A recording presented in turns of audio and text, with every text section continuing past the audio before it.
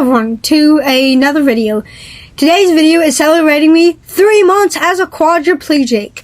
Now, we're filming this very late, so my apologies in advance if this video seems, I guess out of date, but it's really not. We're going to try to get it uploaded before 12, so the day won't be off, but the hours are actually very off. On Instagram, I posted a little post about me being 3 months as a quadriplegic and everything. Awesome, great. And I talked about new things that I guess had happened, and a lot of the time I don't post on my Instagram, so anything you've read, you're like, wait, when did this happen, and where, and why did this happen? Well, a lot of people think, we do have a YouTube channel, we have a YouTube channel that explains all those topics and everything, and a little while back, 3 months ago or something like that, on the first week of being a quad, everything went hell. It was just horrible, everything went bad. I can't even describe to you how bad it went. Literally just how bad it went. So first, on the first week of being a quad, the first thing I acquired was a foot injury. If you can't tell, my feet are obviously limp. Yep. So I guess I'm more prone to injuries on my feet since I don't really do anything about it. But yeah, I'm more prone to injuries involving my foot just because of me having no control over it. Now, most people, if you are new or don't really know much about quadriplegia, a quadriplegic or a paraplegic can have something called spasms. Now, spasms are an involuntary muscle movement caused, I guess, when the nerves don't act right.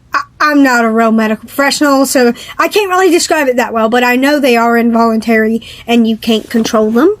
Now, we're having lighting issues and we wish we could get it dimmer so it would focus on our faces. There we go. So, now, with me being 3 months, how I got this injury, I still remember it. My first and hopefully only injury being a quad is this is when we had the little table beside us and not now just right beside our arms. It's nowhere near our legs anymore, but it was essentially there, and I had spazzed out in the morning before transferring off into my wheelchair onto the bed, like normal. But then my foot, I guess, was a little bit too close and I didn't realize, and so my leg started spazzing or shaking and it hit the table. I didn't scream or yell ow because I didn't realize it hit the table until I literally heard like the biggest bang. It like smacked the table real hard, and I was like, I hit my foot pretty hard, and I told one of the nurses that were there assisting me that day, I was like, hey, just so you know, this morning while transferring into my chair, I hit my foot. And they was like, okay, we can take a look at it. And she saw it was like pretty bruised, and she's like, it's like, maybe text your wife and you guys can go to the hospital to see if it's nothing or anything more. So that's all. That was helpful and great that we just went to the hospital and we found out it was only bruising. Thank God I didn't get like a really serious injury from spasming, which is awesome. Now for me, being a quadriplegic, I've had multiple injuries just because of osteoporosis. Never really because of my spasms. I never noticed my spasms causing any issues, which is awesome. So, the main thing I wanted to talk about in today's video is my new catheterization method. It's, I guess, just new packaging and a little bit of like a demonstration of what it's kind of like. So, these are, or were, my very first old catheters. Oh, and they're gonna make me fall. I know that. So these catheters, if you can't really see them, hopefully you can see them well. Here, we can backtrack them in between us, if they'll stay. Oh. Nope. Won't stay. So what's in my hands, or supposedly in my hand, is a catheterization bag or kit.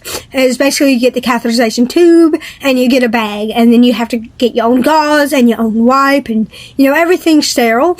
But it was the first method of catheterization I used. I still do, mainly. I mean, I don't really do these because I like another method of catheterization more than I like this method. Now, I use this method more than my wife because it's just easier for me and simpler.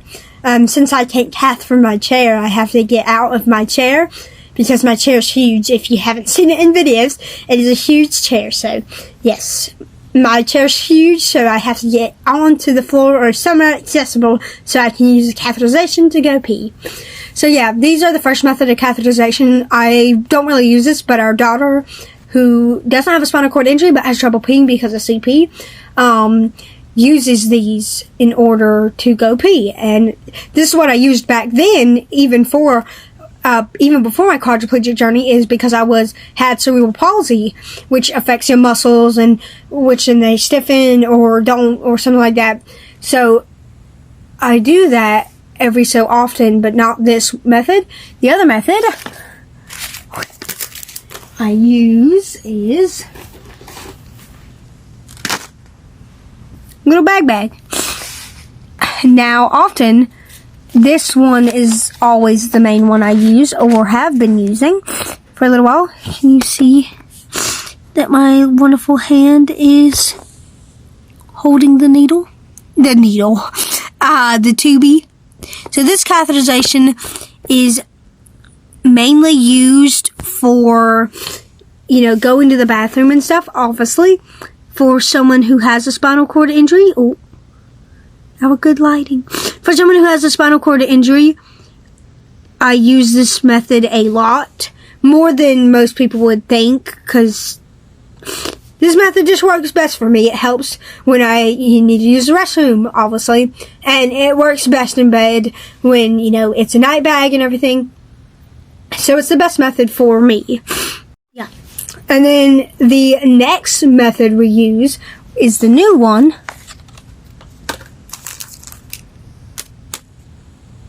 It's in line of frame. Foley cath, or a French catheter. Now, these ones are completely new. I'll try to hold the thing. Oh my god, I look like I'm impaling Doc. Wait, excuse me, that way, thank you. So, now these are the new catheters that I use. I've been using them for about 2 to 1 day now, and I used it in the conference video that is now up on YouTube, been up on YouTube for a while now, and it's just been chilling there. So these catheters have helped because they're easier reach, I guess. They're a very long bag for such a little tube, and we have I don't even have a demonstration video for it, but we're gonna put one in. So most of the time, what we would do is, hey Benji, is that most of the time that this catheterization tubey bag thing will serve as a very long extender, because for me, with those other tubes and stuff, they don't really serve as a large extender. Not that I need one, but sometimes when you're in your chair and you have to go to the bathroom and there's nowhere for me to transfer out of my chair, this can be a really effective method to use the bathroom, and it's a much larger bag and can hold much more urine. So one IC could, replace 2 ICs. So I find that very awesome and great, that even just less extra IC a day would be beneficial for me. And this can expel more urine, so I don't have to go to the bathroom as often, and I can enjoy my events, per normal. And of course, there are days that when I would even use this, that I would just need to go to the bathroom more. It's something about a quadriplegic bladder there. Or if let's say I had too much beer or something that day, or had extra liquid than my bladder is used to. So, we would cath ourselves to not have our bladder kick off, meaning it'll randomly, spontaneously pee for you, which is always something I love. Thank you, Benji. Something I always love, so that's awesome. But these catheters are mainly helpful for, extended reach and everything, which is awesome. And I love the fact that these catheters can do so and can help in many ways other than what I could think of. So these ones, this is the whole tube. It can only extend very little. this bag is, let's say, 2 bags can fit into this one IC.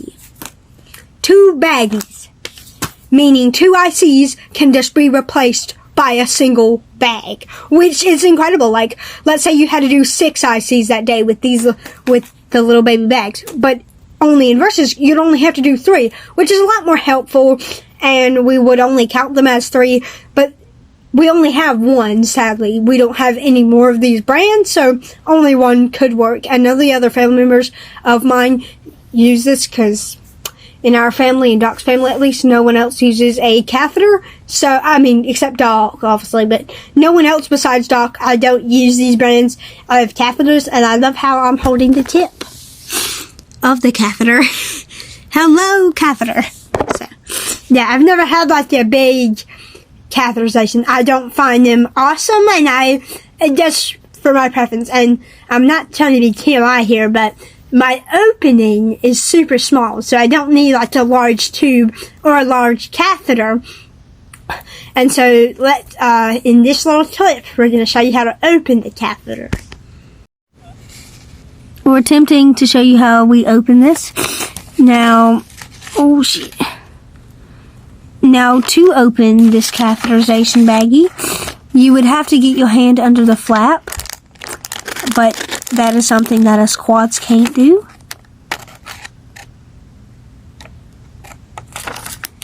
Can I? Nope. So, like, maybe Benji could attempt it.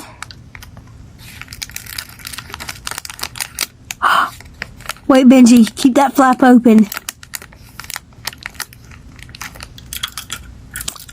Nah, wait. Yeah. Nope. Damn.